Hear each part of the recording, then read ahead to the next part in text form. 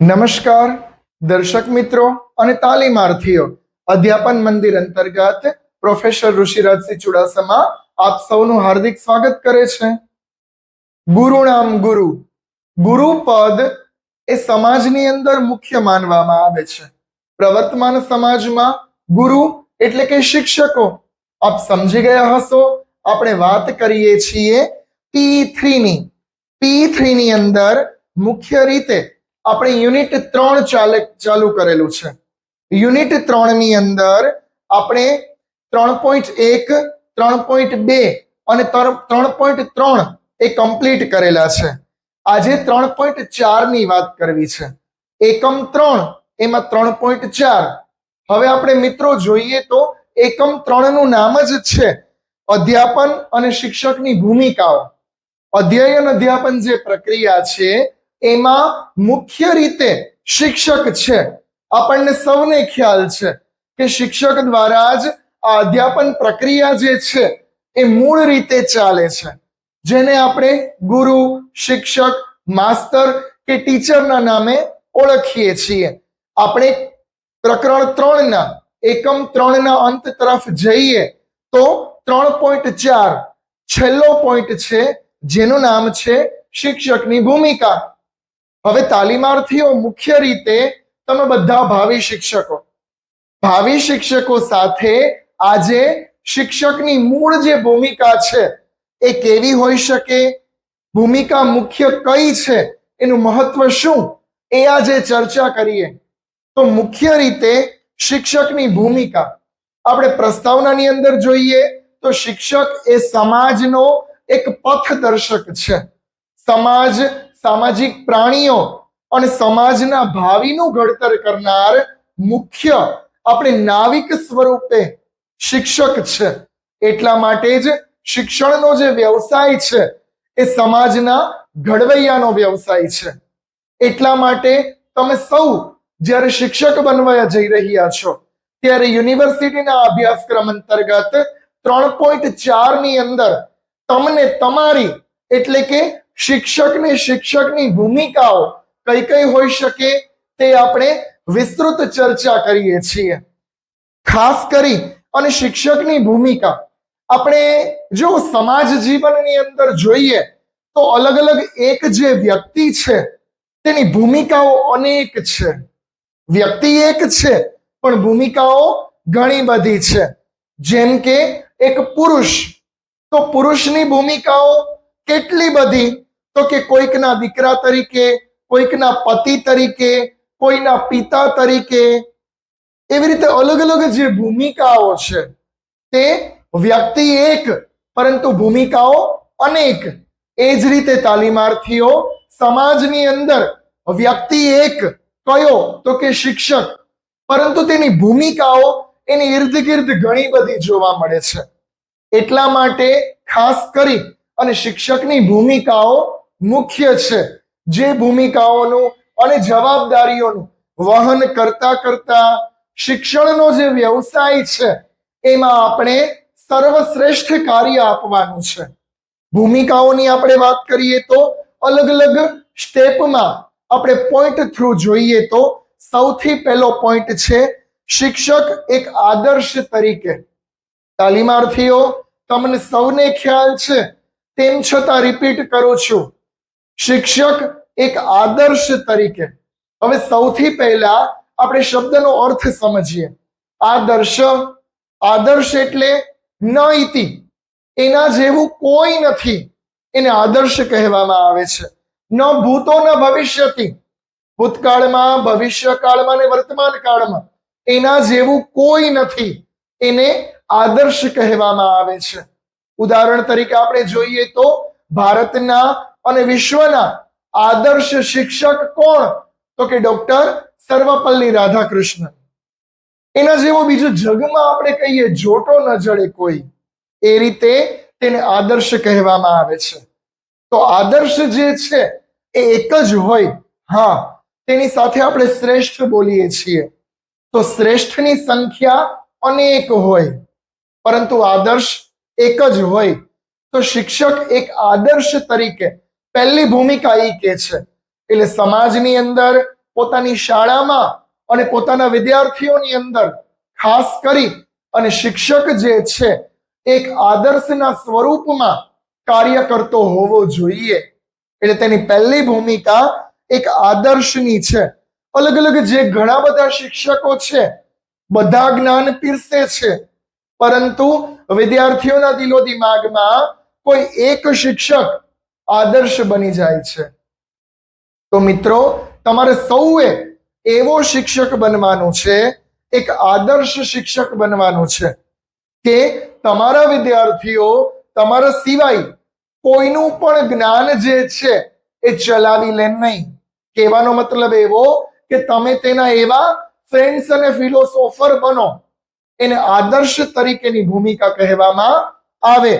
શિક્ષકના જીવનની અંદર એના વિદ્યાર્થીઓ જે છે એ રોજિંદા જીવનમાં, જેમ કે વ્યવહારિક જીવનમાં અને વ્યાવસાયિક જીવનમાં, બધી જગ્યાએ તમારા વિદ્યાર્થીઓ તમારું ગાઈડન્સ લેવા જોઈએ.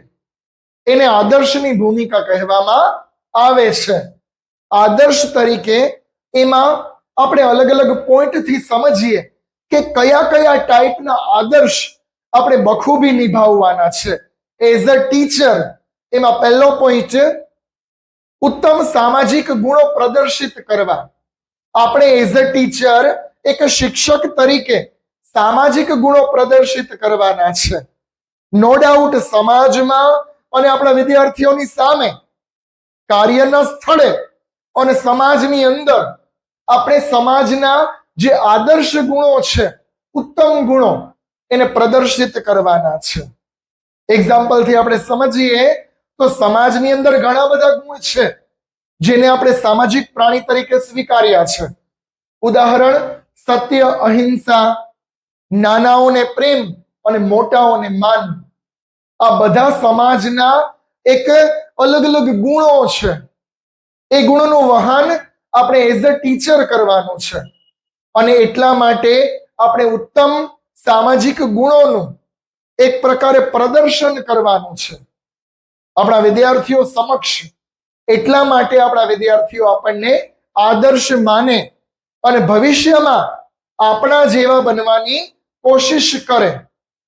ત્યારબાદ બીજો પોઈન્ટ છે, પોતાના અનિચ્છિત વ્યવહારો પર નિયંત્રણ. જો નો ડાઉટ કે બધા સામાજિક પ્રાણી છે, શિક્ષક પણ એક સામાજિક પ્રાણી જ છે, તો ઈચ્છનીય વર્તનો અને અનિચ્છનીય વર્તનો એ બંને પ્રકારના વર્તનો મનુષ્યમાં સ્વાભાવિક રીતે જોવા મળે. તો અહીંયા શું કહે છે કે આપણા જે કોઈ અનિચ્છનીય વર્તનો છે એના ઉપર આપણે એઝ અ ટીચર કંટ્રોલ રાખવાનો છે, નિયંત્રણ રાખવાનું છે. જે અલગ અલગ દુર્વ્યવહાર છે, દુર્વિચાર છે, એ બધા પર આપણે આપણું શિક્ષકત્વ હાવી કરી દેવાનું છે. એટલા માટે ખરાબ વિચારો અને ખરાબ વ્યવહાર એક શિક્ષકના જીવનમાં મહત્વના ના હોય, એને કોઈ સ્થાન જ ના હોય, એવી રીતે આપણે આપણા શિક્ષકત્વનું પાલન કરીને જીવવાનું છે. એટલે નિયંત્રિત રાખવાની વૃત્તિ આપણામાંથી આપણા વિદ્યાર્થીઓ શીખે તો આપણી એ મોટામાં મોટી ભૂમિકા છે. ત્યારબાદ જોઈએ તો વિદ્યાર્થીઓએ પોતાના ચિંતન પ્રક્રિયામાં અવગત કરાવવા. આપણી જે કોઈ ચિંતન પ્રક્રિયા છે એમાં આપણા વિદ્યાર્થીઓ એનાથી અવગત થવા જોઈએ, એટલે કે તેના જાણકાર બનવા જોઈએ.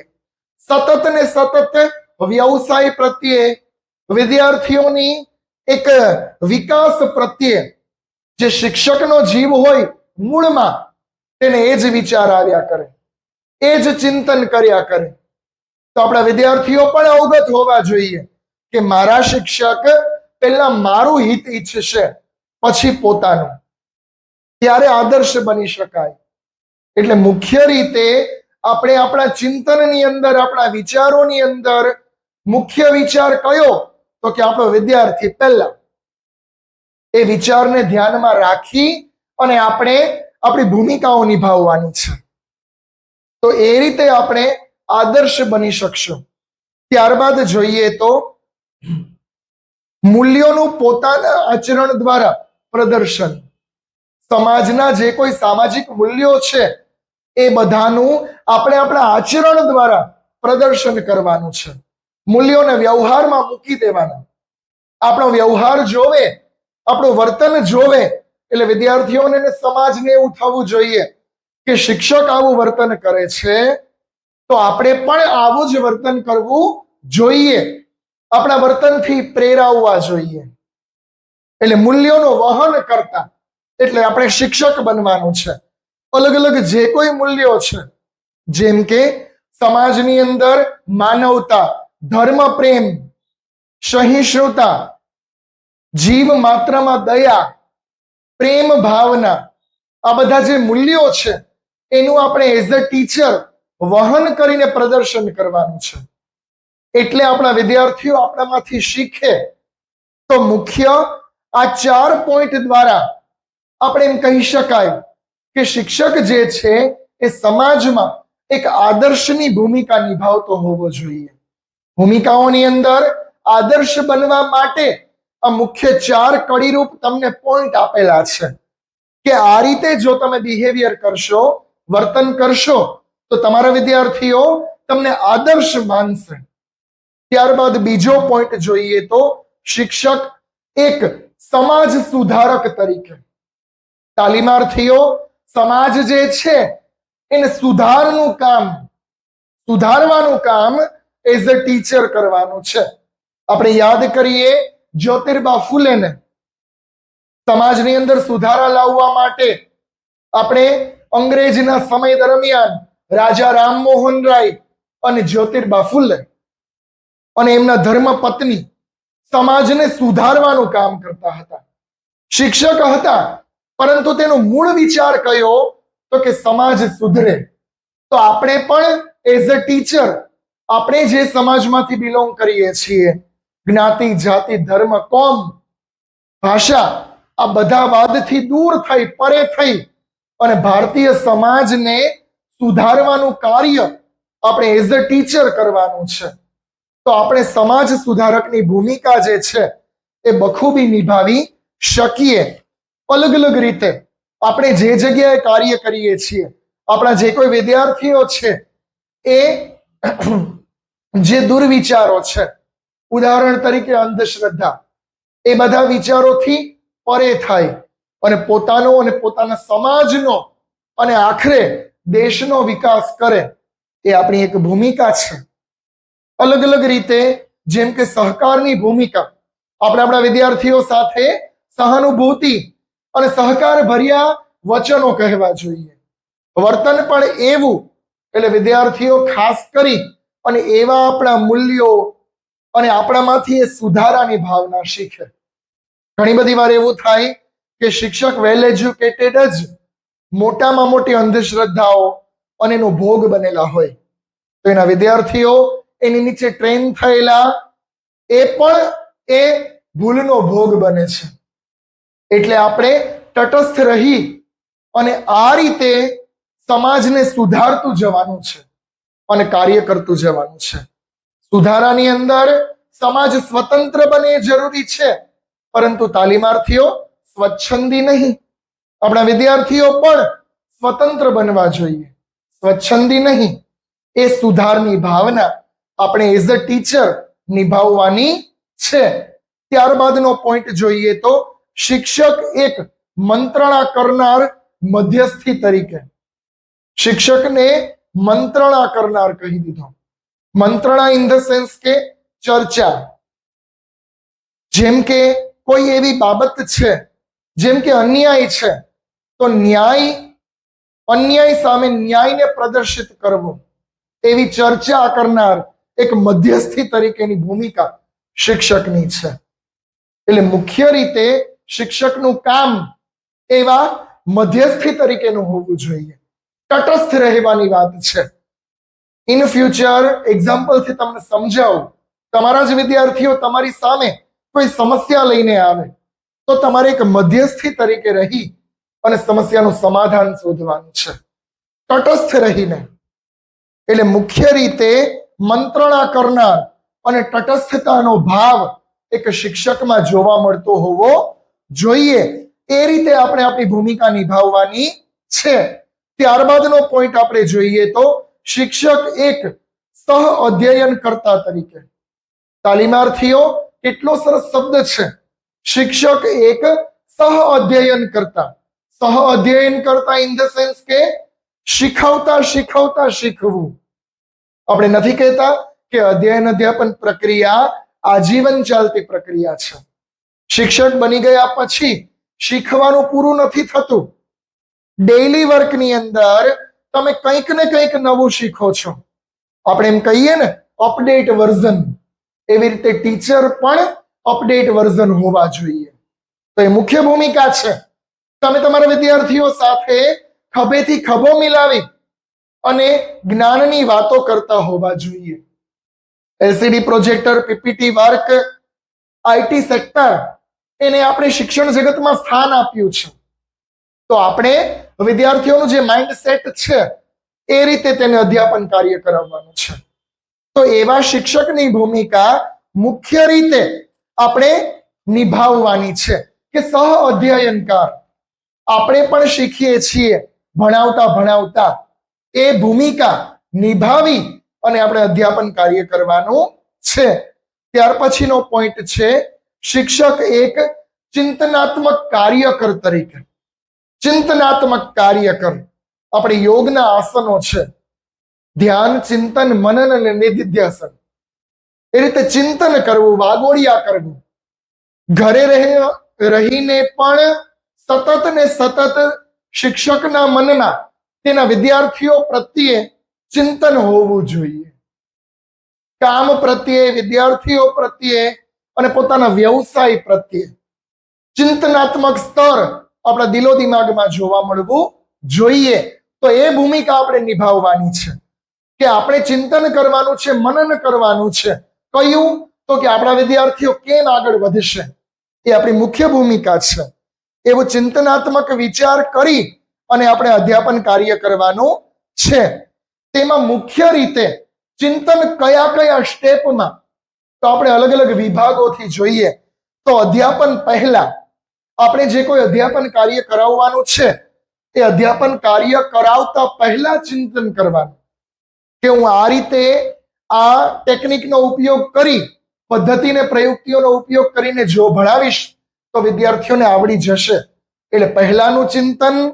બીજો પોઈન્ટ, અધ્યાપન દરમિયાનનું ચિંતન. અધ્યાપન કાર્ય કરતા કરતા એ દરમિયાન પણ આપણે ચિંતન મનન કરવાનું છે. હું મારા વેમાં ચાલુ છું કે નહીં, એ રીતે. એટલે એ મુખ્ય રીતે આપણે ચિંતન કરતા કરતા જો અધ્યાપન કાર્ય કરાવશું તો વિદ્યાર્થીઓને આસાનીથી યાદ રહી જશે. અને ત્રીજો પોઈન્ટ છે અધ્યાપન પત્યા પછીનું ચિંતન.